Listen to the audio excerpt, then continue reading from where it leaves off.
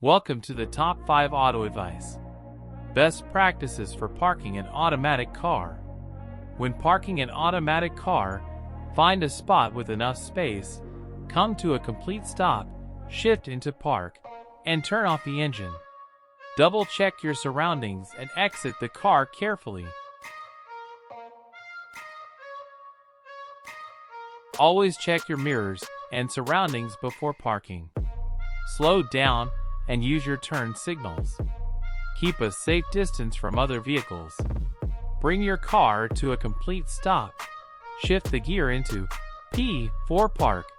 Turn off the ignition and remove the key. When parking an automatic car, make sure to come to a complete stop. Shift the gear to park. Engage the parking brake and turn off the engine. Always look for obstructions and park in designated areas. Always come to a complete stop before shifting to park. Ensure the vehicle is level and straight before parking. Use the parking brake and turn off the engine. Thank you for watching.